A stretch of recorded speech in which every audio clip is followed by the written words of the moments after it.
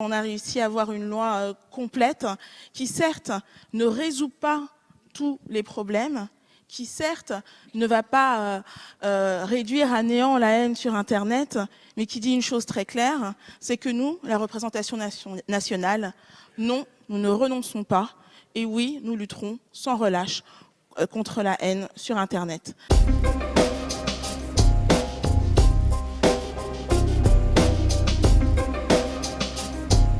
Cette obligation pour Facebook, Twitter, etc. de nettoyer en 24 heures, moi ce que je crains, compte tenu de ce que sont les sanctions qui leur sont éventuellement très imposées, lourdes sanctions, très lourdes sanctions, eh bien c'est que le nettoyage soit fait de manière un peu rapide et qu'on en vienne à brider la liberté d'expression.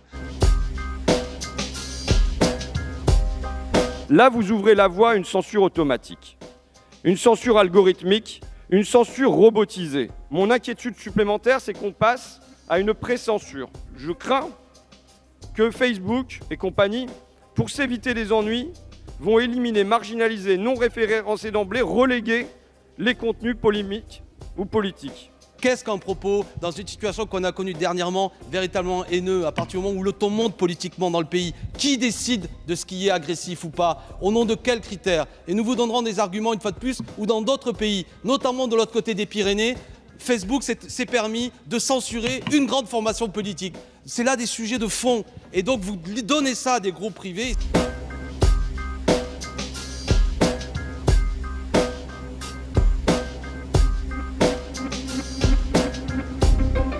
J'entends les craintes qui ont été exprimées sur la ligne de crête entre la liberté d'expression et l'efficacité.